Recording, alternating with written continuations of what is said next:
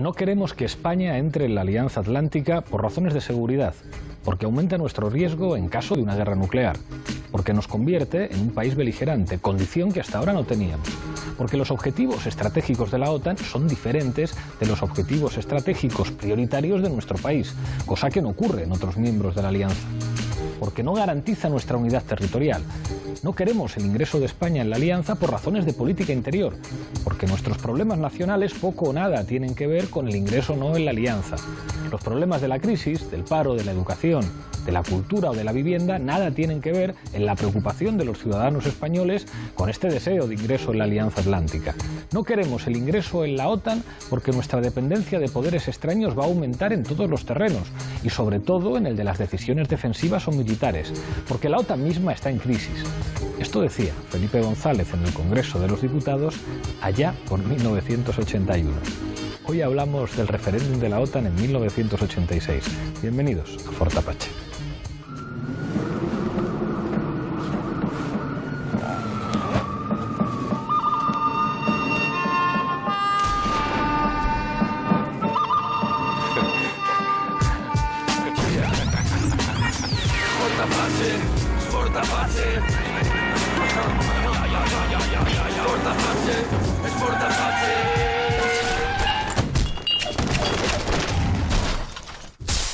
Esta noche en Fort Apache volvemos a viajar en el tiempo político y analizamos aquel mítico referéndum de 1986 a propósito de la OTAN. Para ello contamos con 4 invitados. A mi izquierda, Enric Juliana, el hombre de la vanguardia en Madrid. Muchísimas gracias por estar aquí. Gracias. Andrea Benítez Dumont, periodista, una de las habituales en Fort Apache. Bienvenido una vez más. Gracias. Se estrena en Fort Apache Nacho Torreblanca, profesor de Ciencia Política en la UNED y responsable de Opinión del País. Muchísimas gracias por venir. Encantado, gracias. Y cierra la mesa Manuel Garí, economista. Bienvenido una vez más al programa. Muchas gracias por la invitación. Enseguida empezamos a debatir, pero antes, como siempre, en el punto de mira. La OTAN se formó como una alianza militar y de intereses geopolíticos en el contexto de la Guerra Fría en el año 1949. En España fue el gobierno de la UCD, dirigido por Calvo Sotelo, quien firmó la adhesión el 10 de diciembre de 1981. Una vez en el gobierno, el PSOE de Felipe González propuso la celebración de un referéndum sobre la permanencia de España en la OTAN. Sin embargo, en menos de 5 años, el líder socialista pasó de abogar por el abandono de la alianza a defenderla fervientemente, llegando incluso a amenazar con abandonar el gobierno. Esta noche, en Fort Apache, analizaremos lo que supuso para la izquierda el referéndum de la OTAN en su 30 aniversario.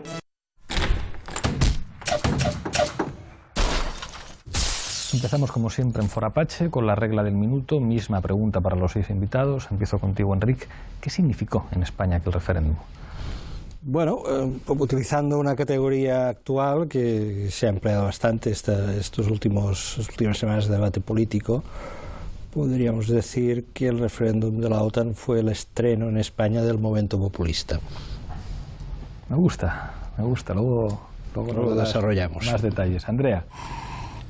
Bueno, creo que el referéndum significó un fuerte compromiso, impulso, intención e ilusión por parte de las fuerzas de izquierda y pacifistas, y creo que en realidad significó, a vistas del resultado y a vistas de la mentira del Partido Socialista, el ingreso y la normalización del belicismo en la sociedad española.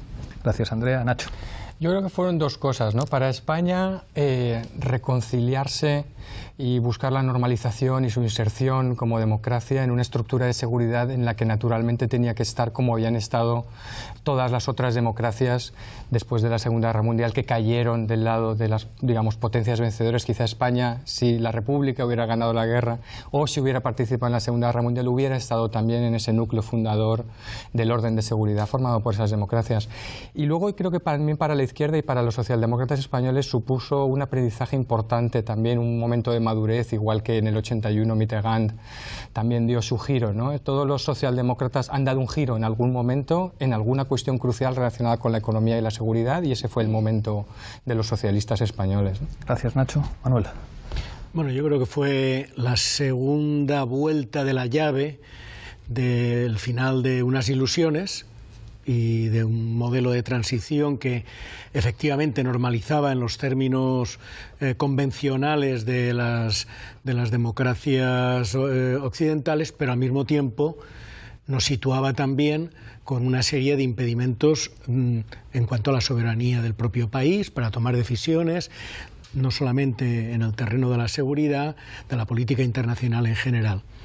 Y luego para el movimiento social, yo creo que fue el momento en que se le quebró la pata a ese movimiento social que todavía tenía un aliento importante fraguado al final del franquismo y primera etapa de la transición. Yo creo que marca un antes y un después.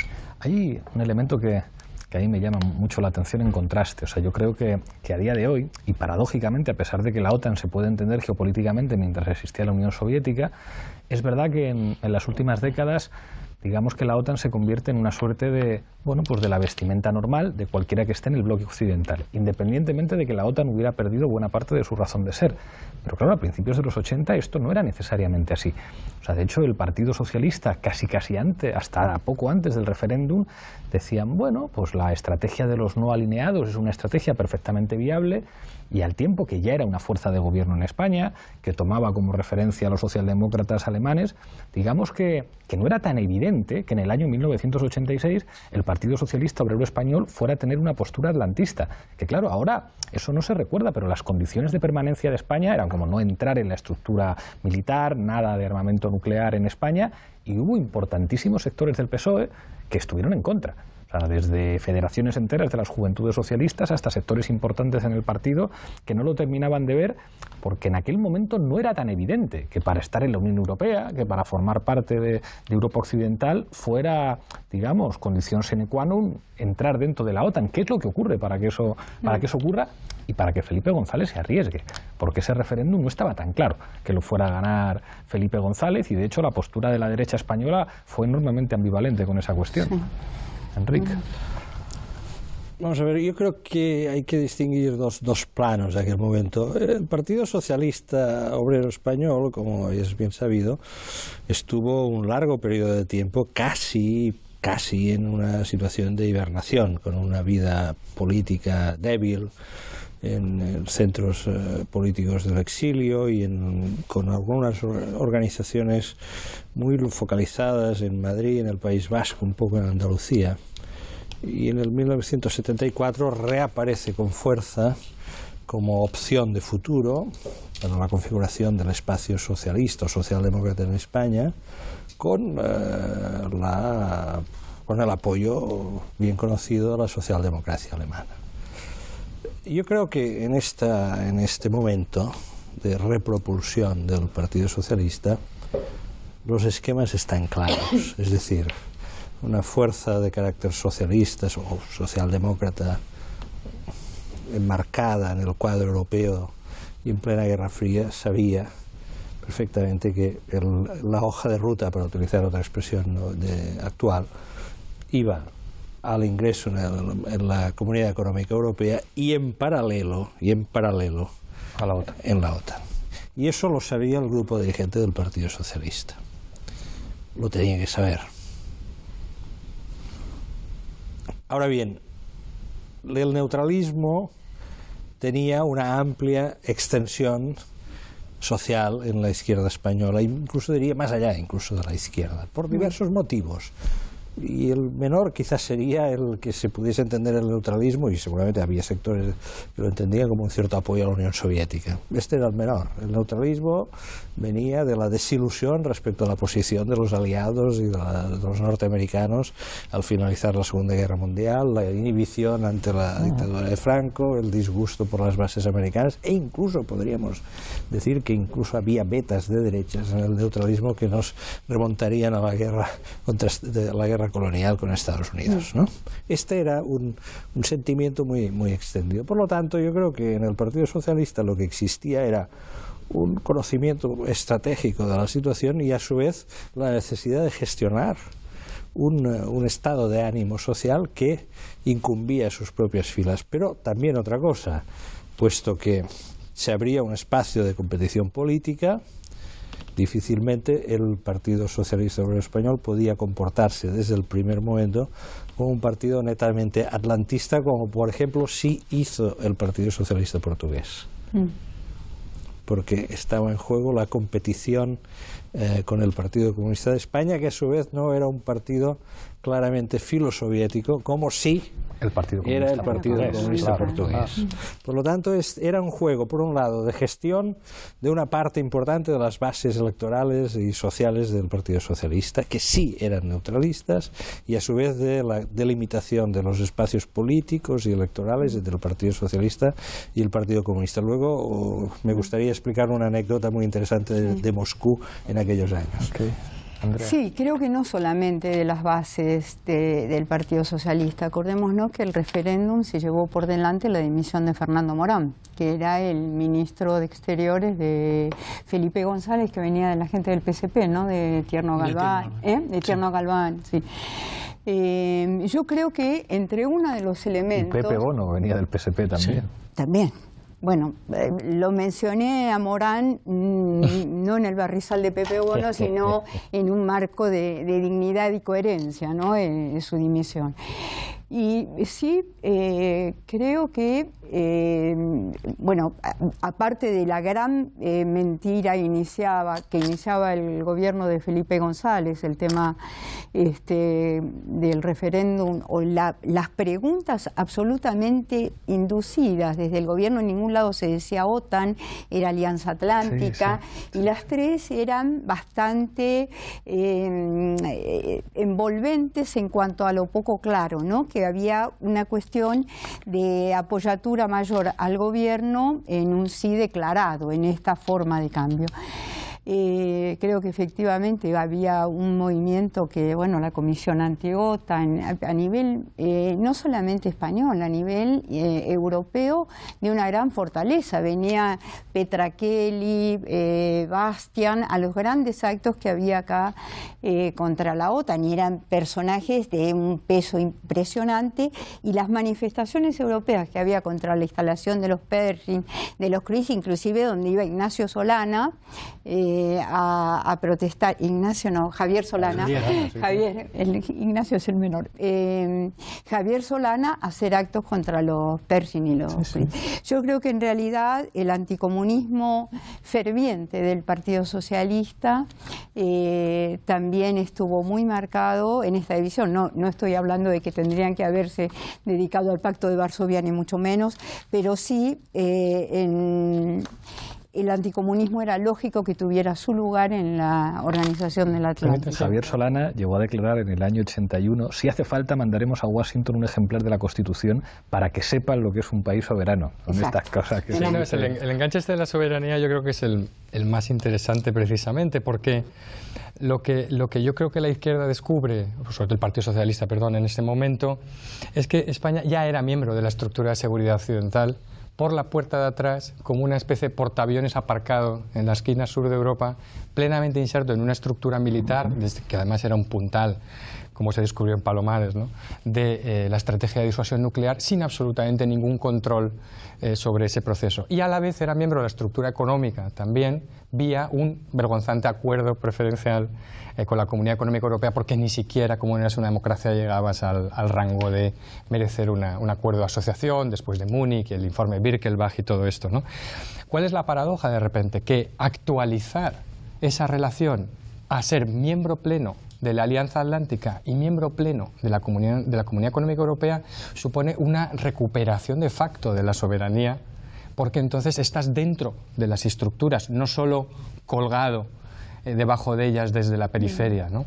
Y eso es lo que yo creo que Felipe González descubre inmediatamente en el año 83 en Alemania, cuando habla no solo con Kohl, sino con los socialdemócratas alemanes, que dicen: para nosotros la OTAN ya fue una manera de recuperar nuestra soberanía militar, porque solo en el contexto de la Alianza Atlántica era posible el rearme de Alemania y que tuviéramos unas fuerzas armadas y que contáramos. O sea, que lo que algunos ven como la pérdida de soberanía, para otros en ese momento era el acceder a compartir la soberanía estando en la mesa, ¿no?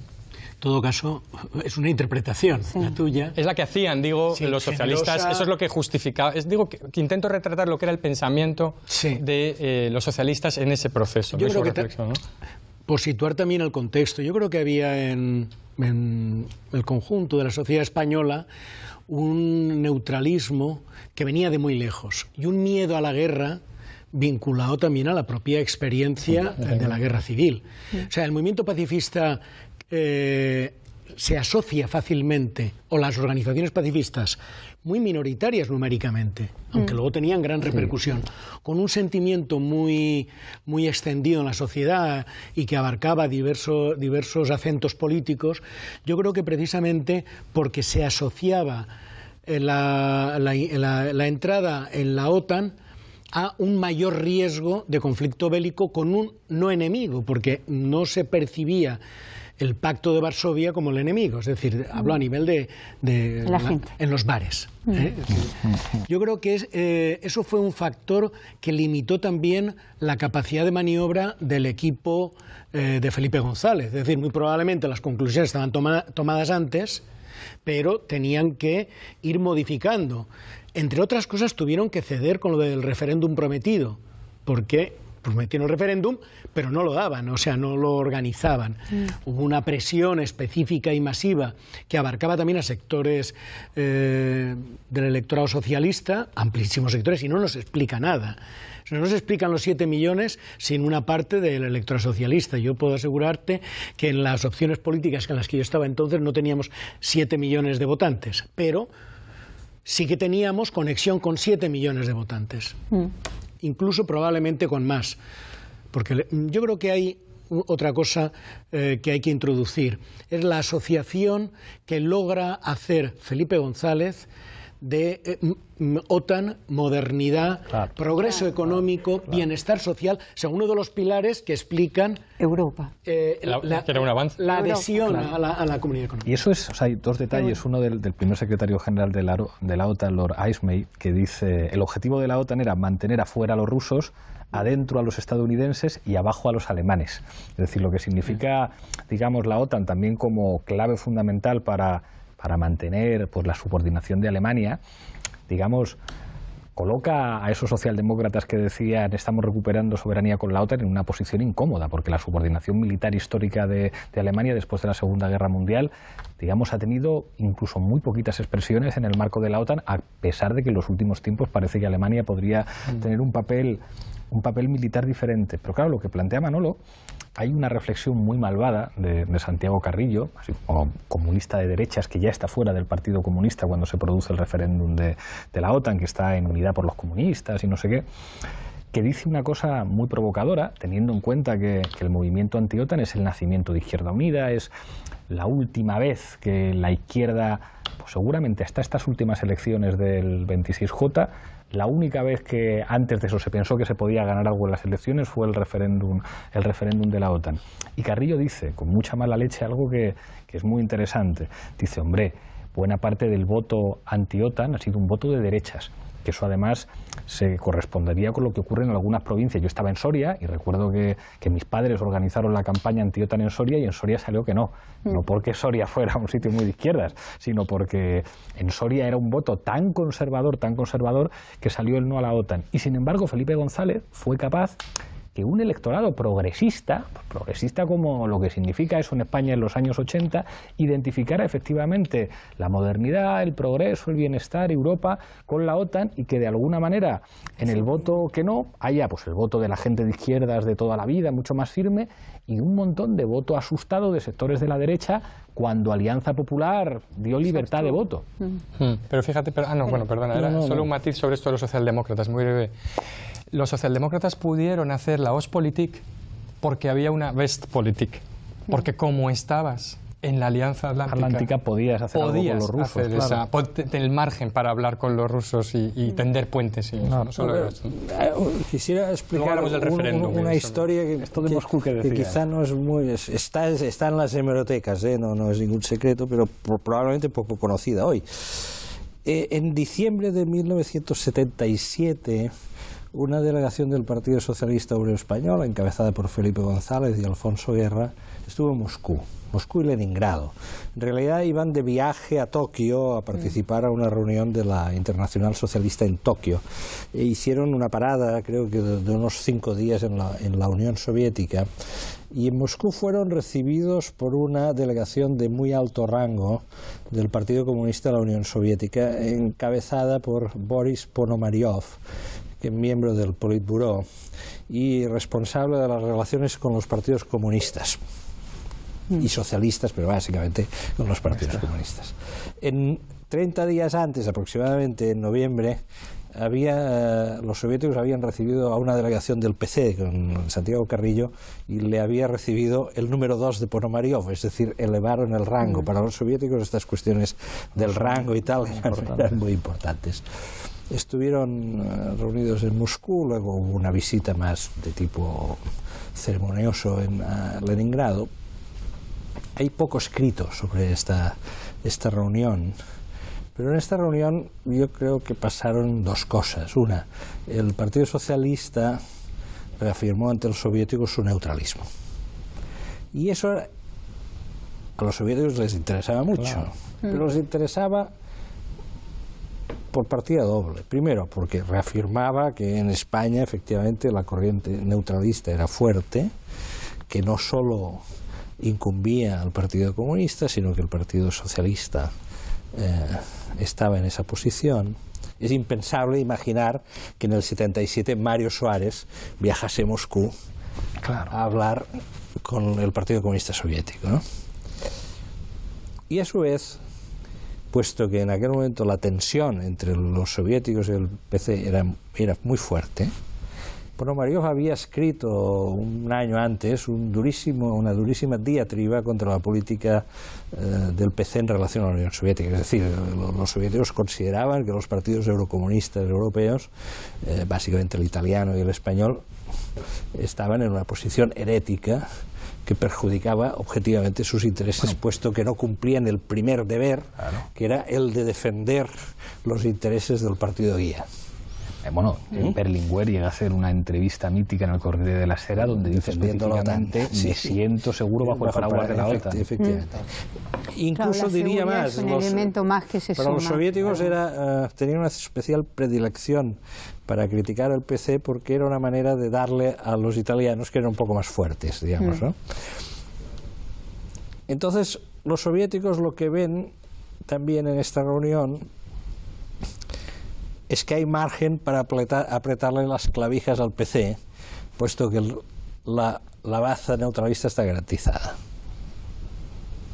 Y esto yo creo que explica, que sea en letra menor. Hablas del 77. Sí, explica en letra. Ahora te hablaré yo del 86, 2 días después del referéndum en la Unión Soviética. Explica en letra menor algunos de los. Es decir, no podemos, como está ocurriendo ahora mismo, es decir, en política democrática, el factor de competición entre los partidos es uno de los elementos esenciales. En aquel momento, en el 77, la delimitación de fuerzas, se habían celebrado ya las elecciones, empezaba a estar fijada. Lo que está claro es que el Partido Socialista tenía como objetivo, como realmente consiguió, la absorción de buena parte del electorado que había ido al PC, cosa que consiguió. En el 82 lo consigue, y esta es la clave de la cuestión.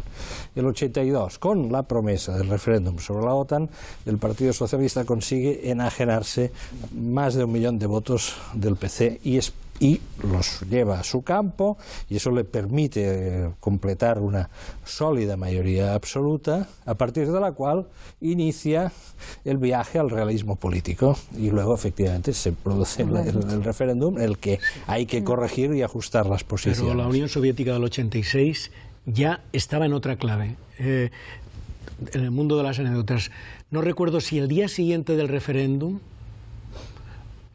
o a los 2 días, yo viajé con otros españoles a Moscú a una reunión del Consejo Mundial por la Paz, que por primera vez se abría a gentes que no éramos de disciplina soviética.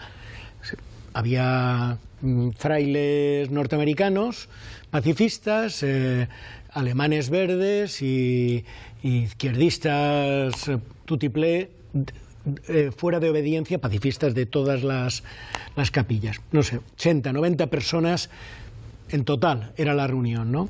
Era la primera vez, insisto, en que no había, digamos, la familia, sino que pues, era el pacifismo tal como existe, incluyendo a la familia soviética.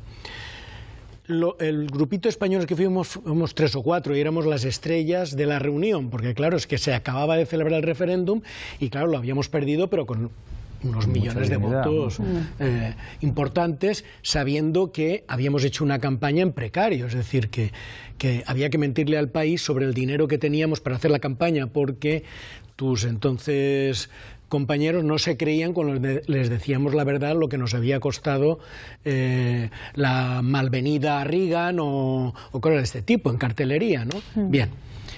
Entonces, lo que nos dimos cuenta inmediatamente es que les importaba poco el resultado que había habido, porque en el 86 la Unión Soviética de Gorbachev estaba ya en otra clave absolutamente diferente. Entonces, la pieza de España en la OTAN ya no jugaba. Estaba descontada ya. Estaba descontada. Entendían que España era de la OTAN, hubiera referéndum. Pero en el 77 esto era distinto. Claro. Había diferencias. Claro, pero decías de los partidos comunistas, claro, también, ¿no? Si tú tienes detrás el 56, el 68, ¿no? Y el autogolpe del 81, incluso como eurocomunista estás más seguro debajo de otro paraguas que del Pacto de Varsovia. Eso Berlinguer lo tenía clarísimo. Claro. Me protege más, a pesar de Gladio y todo lo que quieras, ¿no? Sí.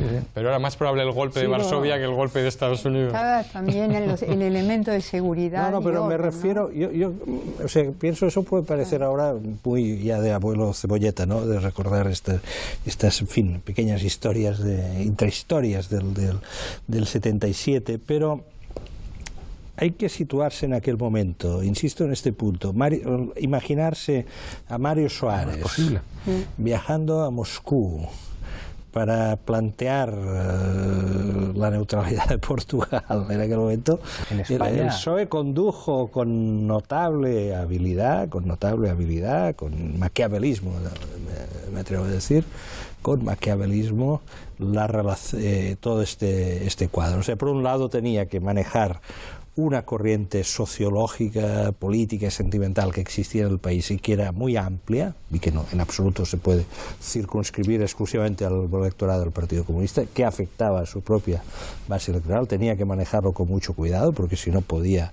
tener serios problemas. A su vez tenía una cuestión de competición con el Partido Comunista, evidentemente para dejarlo, para orillarlo, y movió todas las piezas, le costó el País Vasco y le costó al principio del mal de Cataluña. Pero es que eso siempre es así. Sí. Las elecciones siempre son diferentes en Cataluña y en el País Vasco. 26J, otra vez. He de decir que en el resultado en Cataluña, como tú antes citabas lo de Soria, también hubo, aparte de que el bloque de voto de izquierda en Cataluña contra la OTAN era notable, hubo un sector del electorado nacionalista que se movió, aconsejado por la dirección Cataluña y Euskadi siempre por el pujolismo votó no. Y las Islas Canarias también dijeron que no. Porque ahí tienen una conciencia del peligro geopolítico que supone para los canarios. Por eso un aeropuerto, un transatlántico. O sea, la última pelea que tuvimos nosotros es cuando, claro, nuestros diputados canarios plantearon que Canarias territorio libre, de casi de la presencia militar. O sea, eso sigue siendo una conciencia que allí funciona mucho. Me dicen, ahora volvemos con Andrea, pero tenemos que pasar a Zapinapache. No queremos que España entre en la Alianza Atlántica. Y no lo queremos, en primer lugar, por razones de seguridad. No queremos el ingreso de España en la Alianza por razones de política interior. No queremos la integración de España en la OTAN tampoco por razones de política exterior. Y al restituir a España sus libertades, hemos querido restituirle también la posición que no pudo alcanzar entonces. España está dentro de la OTAN. El Partido Socialista, ni en el presente, ni para las consecuencias futuras para España, se responsabiliza de esta decisión. ¿Considera conveniente para España permanecer en la Alianza Atlántica en los términos acordados por el Gobierno de la Nación? Las condiciones son básicamente 3. España no admitirá armamento nuclear en su suelo. prohibición. España no participará en la estructura de mando militar de la OTAN. El exministro socialista Javier Solana fue nombrado secretario general de la OTAN. Y España negociará con Estados Unidos una reducción de su presencia militar en nuestro país. El presidente del gobierno ha anunciado un nuevo compromiso de España con la OTAN. El escudo antimisiles de la Alianza Atlántica tendrá base principal en Rota. Estados Unidos desplegará en Cádiz al menos 4 buques y 1.100 militares. He defendido, 2 años después de nuestra entrada en el gobierno, y ahora con más razones, la necesidad de la permanencia de España en la Alianza Atlántica. El voto no ha sido realmente el positivo en ese referéndum tan controlado por el gobierno. Era la paz lo que yo defendía, lo que seguiré defendiendo, con OTAN, sin OTAN, y me da igual. Ahora solo existe la OTAN. Bueno. Algo más de 17 millones de españoles acudimos a las urnas y más de 9, el 52,5%, optaron por el sí en la consulta. El resultado es un éxito de todo el pueblo español. Fue un error serio. A los ciudadanos no se les debe consultar si quieren o no estar en un pacto militar. Lo de Felipe González es una cosa. Fue un error convocar un referéndum que ganó. O sea, claro, encima. Ahora hablamos del momento populista. Yo quería decir algo de eso. Felipe González son capítulos aparte, porque en la mañana, la tarde y la noche es tan cambiante para él, los años ya. Pero bueno, yo creo que hay un tema importante con lo que planteaba él en cuanto a los distintos movimientos que va desarrollando la socialdemocracia española. Siempre es hacia la derechización política, siempre es hacia la derechización ideológica, desde que, bueno, no solamente tan notablemente en cuanto a la OTAN, lo que decía por el no y lo que termina diciendo al cabo de 2 años, pero que siempre ha significado históricamente en distintos lugares del mundo que la derechización de la socialdemocracia permite la entrada a galope de la derecha mucho más organizada, porque así como en su momento las 3 preguntas aparentemente condicionaban y limitaban ciertas cuestiones, Aznar después por decreto determina que vengan y todas las armas nucleares que sean, la inclusión en la estructura militar y, por supuesto, la ampliación de las bases, porque ese era un tema, que era la reducción de las bases también norteamericanas. Las marchas a Torrejón históricas que se desarrollaban aquí duraban todo un día, era una cosa masiva y de gran calado. Bueno, no solo ocurrió que se masificaron, se llenaron y se multiplicaron, aparte de las armas nucleares y el peligro, ¿no? Y creo que lo más peligroso para mí de todo esto era lo que decía inicialmente, que se normalizó el belicismo en la sociedad. Es normal tener estructuras militares. Para la libertad, la democracia, el orden y la seguridad es fundamental una estructura, cañones, armas nucleares que lo defiendan.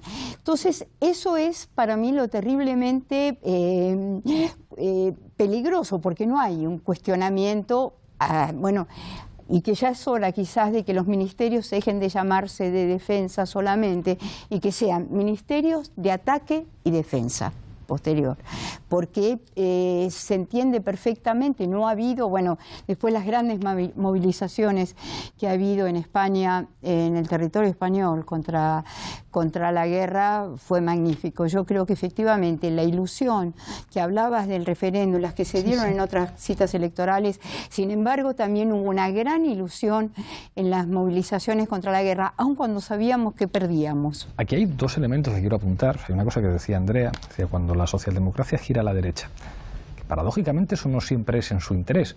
Zapatero es capaz de tener una serie de gestos que tienen que ver con la relación con Estados Unidos y con la política militar norteamericana, que yo creo que le provocan un enorme prestigio social.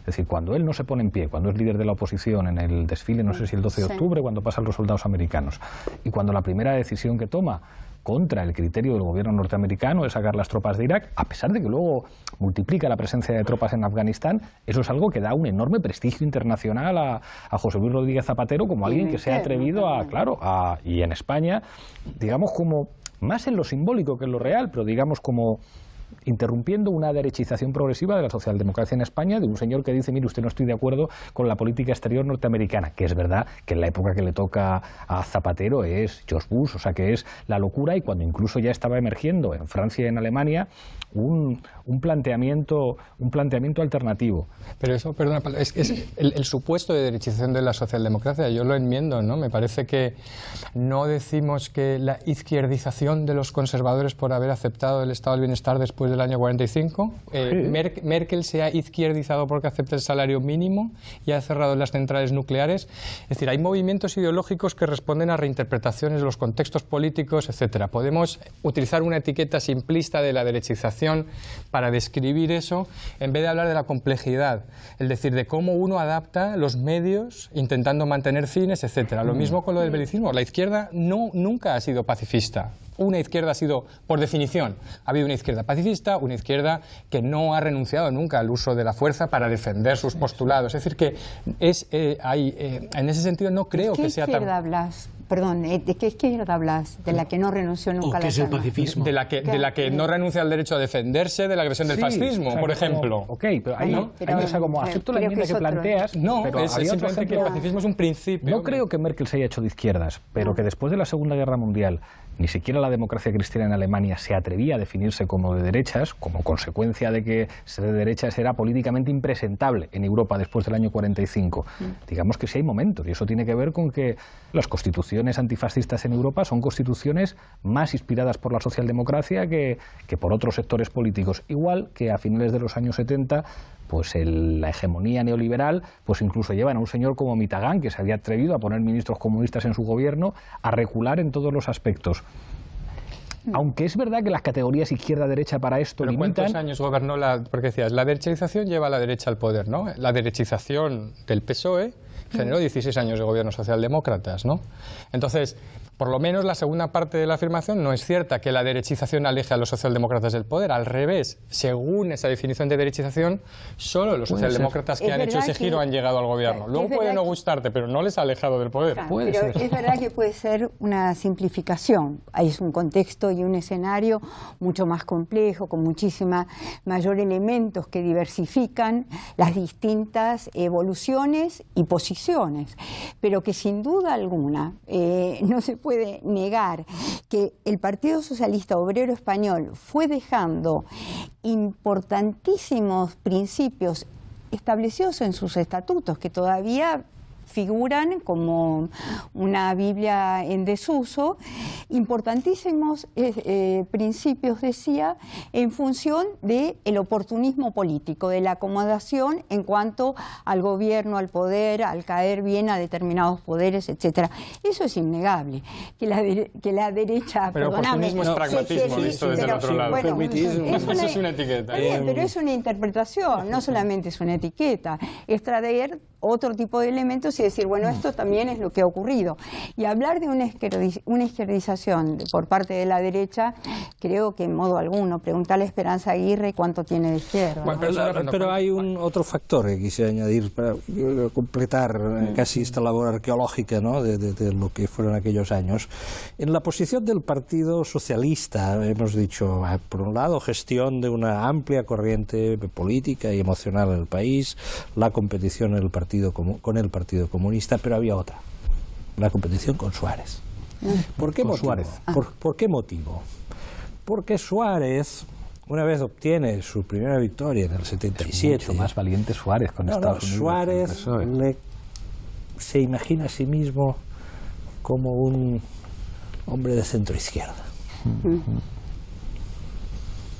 ¿Y qué hace, entre otras cosas? Se me aproxima al Partido Comunista, pacta con el Partido Comunista. Los pactos de la Moncloa son pactos UCD-PC, a los cuales el PSOE se añadió a regañadientes, porque no podía decir que no, pero fueron básicamente pactos UCD-PC al estilo de los pactos italianos entre la democracia cristiana y el Partido Comunista. Y Suárez ralentiza el ingreso de España en la OTAN. Y se va a La Habana. Y recibe y abraza a Arafat. Es que hubo un momento en España que los más moderados eran los del Partido Comunista, no sé si me explico. O sea, a Suárez recibía a Arafat, como decía Guerra y Toni Felipe Negri, González. Comunista, quindi di destra. O sea, fijaos, Suárez recibía a Arafat, Guerra y González se iban a Moscú. Aquí los más conservadores, los más moderados eran los comunistas. Es un partido de orden, siempre lo ha sido. La primera vez, os voy a revelar un secreto, la primera vez que conocí a Rajoy en la Moncloa, hablamos un rato del Partido Comunista y decía, son gente muy formal. O sea, como su primera expresión. Y otro dato, es decir, el ingreso de España a la OTAN no lleva la firma de Adolfo Suárez. Atención, porque el ingreso se formaliza después del intento de golpe de Estado. Aquí hay algo fascinante en la figura de Suárez. Es como Suárez hace cosas enormes que dan la impresión de ser más grandes que el personaje. O sea, todo el mundo en Anatomía de un instante de Cercas viene a explicar que a Suárez lo matan, entre otras cosas, por su posición ambigua con respecto a los Estados Unidos. Efectivamente. Y es verdad que es capaz de una serie de audacias que en alguien que por lo visto no leyó un libro, o no terminó de leer un libro nunca, sorprenden. Es decir, es como que llama la atención que alguien que por lo que dice todo el mundo no era ni especialmente culto ni tenía una gran formación y sin embargo tenía un gran instinto político. Pero que el instinto sustituye a todo eso. Pero sabes que tenía instinto y estaba en el lugar oportuno. El no alineamiento ese jugueteo con el no alineamiento de España en aquellos años también tenía que ver con una diplomacia que era golista sin posibilidades. Es decir, si eres diplomático, lo mejor es ser de gol. Es tener armas nucleares, un asiento en el Consejo de Seguridad y no casarte con nadie porque todo el mundo te respete. Lo que pasa es que a España le pasaba como con la socialdemocracia sueca, que es que no te salen los números. La mayoría de los diplomáticos que eran conservadores pero no eran anglófilos, les gustaba mucho, y Fernando Morán encajaba muy bien en ese ministerio en el que todavía queda mucho no alineado, porque no les gustan estas estructuras donde tú eres el quinto de la lista y no puedes jugar independientemente, ¿no? Entonces yo creo que Suárez encontró ahí un caldo de cultivo que era una corriente profunda de la política exterior española, que era aislacionista porque entendía que esa era la manera de recuperar la soberanía y de jugar de forma independiente. Francia, eso es verdad. O sea, pero era por poder, no era por poder popular, era porque juegas con más cartas cuando vas por libre, tiene que ver con las complejidades del franquismo. Es decir, en el libro de Joan Garcés explica cómo los diplomáticos británicos untaban de dinero a militares españoles para alejar de posiciones germanófilas digamos, al gobierno español, y al final ya no hace falta porque el propio Franco se da cuenta de que hay que alinearse con los británicos y por lo tanto con los Estados Unidos. Y que es verdad que habrá siempre sectores, digamos, educados en el extranjero que entienden que Francia tiene que ser la gran referencia de España. Y es verdad que quizá algunas complejidades de la historia del franquismo en este país hagan que un personaje como Suárez sea menos pragmático en política exterior, no ya de lo que podían ser Felipe González y Alfonso Guerra, que hubieran sido lo que hubiera sido necesario, porque el grado de flexibilidad del Partido Socialista de España era una cosa enorme, que incluso el Partido Comunista, que yo creo que hubieran aceptado donde les había tocado de Yalta o del muro para aceptar los pragmatismos de esto es lo que hay, pero es verdad que ahí Suárez fascina que el mucho más que franquismo era pro-palestino y encajaba bien con todo el naserismo, pero yo creo que apoyado por la Unión Soviética, es decir, había líneas que no eran ideológicas en ese sentido. En política exterior los países suelen tener una continuidad bastante grande porque influyen factores que no son estrictamente la posición ideológica, sino también la posición geopolítica, etcétera. Yo creo que sí que hay una ruptura con una tradición española a partir precisamente de la entrada en la OTAN. Entre otras cosas, realmente reconocemos al soberano americano. Y a Israel. Es decir, que eso es la parte importante ahí se rompe. Es que me ha venido al hilo de lo que tú decías. Desde ahí hay una ruptura con una tradición anterior de décadas.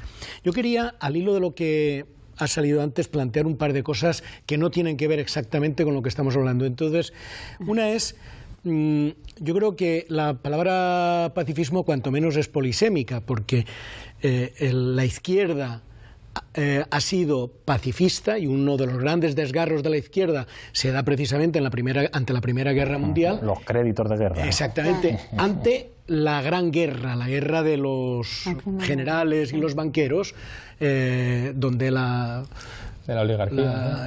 De las oligarquías.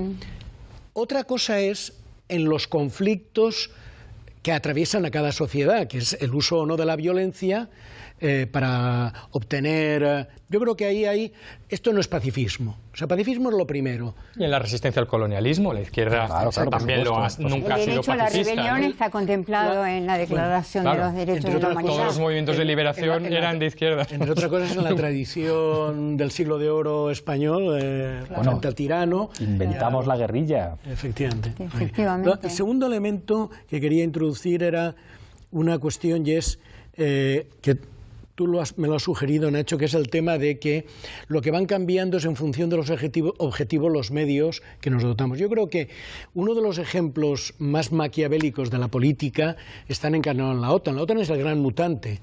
Nace frente al peligro rojo y se le va, según desaparece el peligro que justifica, entre comillas, justifica su aparición, y que a su vez crea la reacción de la creación del Pacto de Varsovia.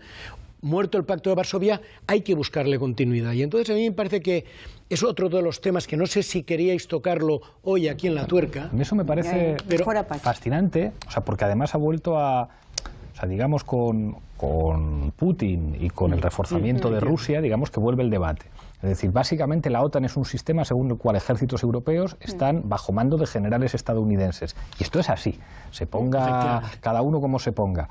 ¿Que esto tenía sentido con la existencia de la Unión Soviética? Pues seguramente sí, ni siquiera De Gaulle pudo impedirlo. O sea, lo que De Gaulle pretendía teniendo armas nucleares es que Francia no fuera el terreno de combate entre rusos y americanos. Claro, lo que es increíble es cómo después de la caída del muro de Berlín se puede justificar que ejércitos europeos estén bajo mando americano para enfrentarse con Bin Laden, con el terrorismo o con cosas extrañísimas. Ahora con Rusia y digamos con ese reforzamiento de la OTAN de clara...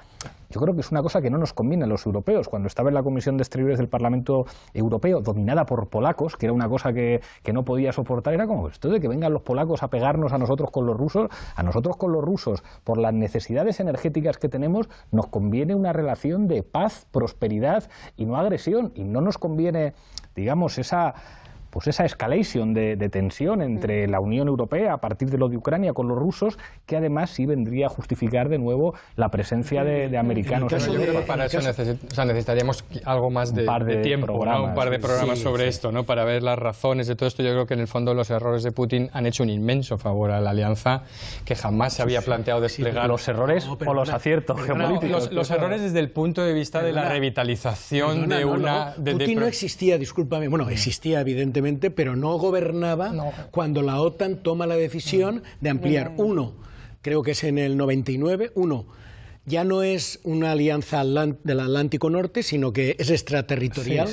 Dos, sitúa como enemigo al tema del terrorismo, concretamente islamista, y, como dice Ada Colau, ya con la OTAN no se puede... Si fuera tan fácil combatir con la guerra al terrorismo, haría tiempo que con la OTAN ya no habría habido... Y tres, muy importante el tema de las migraciones. De realización, que se acabó el tiempo, pasamos al minuto, os vais a tener todos un minuto de conclusiones, pero se nos acabó por Apache.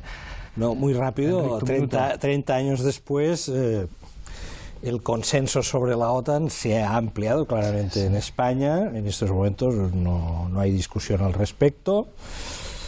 Las bases norteamericanas en España han cambiado su orientación estratégica, están orientadas básicamente a los problemas potenciales en el norte de África, que son extraordinarios. Las bases de Morón y Rotoy son las dos principales bases norteamericanas en el Mediterráneo occidental.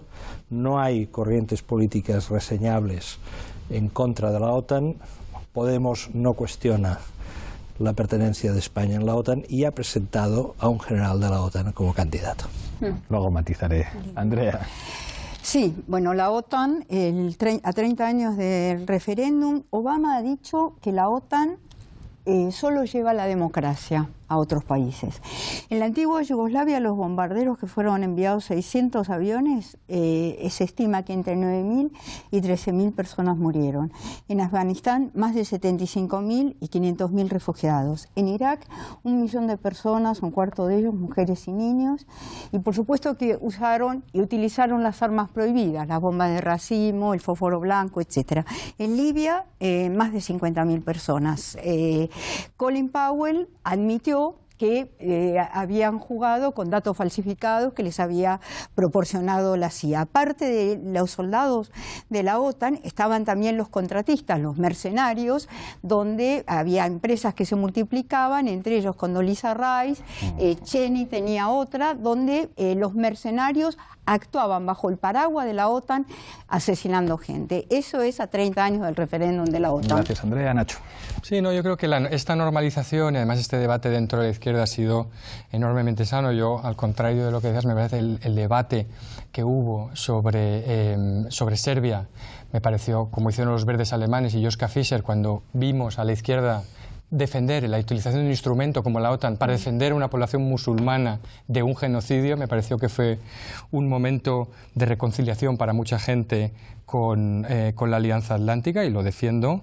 Y luego hay otra cosa de la que hemos hablado poco, que es precisamente esta idea del momento populista y de lo que aprendió la izquierda sobre el uso de los referendos y de cómo los referendos pueden utilizarse, manipularse o rolar en direcciones totalmente distintas al del origen de la pregunta. Recuerdo que en las encuestas del CIS, cuando cambiabas solo la palabra OTAN por Alianza Atlántica, aumentaba 10 puntos el apoyo a la permanencia, ¿no? Y por eso estaba Alianza Atlántica en la pregunta y no OTAN. Era nada menos que 10 puntos de diferencia solo por cambiar el nombre. Gracias, Nacho. Manolo. Bueno, yo creo que Tony Blair, que hoy ha vuelto a estar muy de moda, en su momento definió bien el papel de la OTAN. Dijo, no es fundamentalmente por motivos defensivos por el que lo tenemos, es la partera de un nuevo orden económico internacional. Es decir, la OTAN está indexada a la globalización bajo hegemonía fundamentalmente norteamericana. Y lo pintemos como lo pintemos, puede haber consensos, porque el que exista o no consenso sobre un tema no quiere decir que el tema deje de ser relevante para seguir debatiéndolo, etc. Yo creo que fue en el New York Times, Coulon decía que la OTAN tenía un sentido, que era dominar por la fuerza los mercados. Estamos hablando de palabras mayores, porque esto no es lo que está en el tapete. Termino diciendo lo que se va a decir dentro de 1 o 2 días, en la reunión a la que viene Obama, es qué pasa con el Brexit. Es decir, tenemos una OTAN que va a hablar de todo, igual que el Banco de España, en vez de hablar de la disciplina financiera, lo que hace es hablar de la política de empleo. Muchísimas gracias a los 4. Contestaré brevemente al dardo de Juliana. Nosotros defendemos la superación de la OTAN por un sistema integral de defensa europea, y nuestro responsable de defensa es un general español que cumplió con sus responsabilidades como general español en las alianzas españolas, pero eso como cualquier profesional, y estamos orgullosos. Muchísimas gracias de nuevo a los 4. Nos veremos la próxima semana aquí en Forte Apache.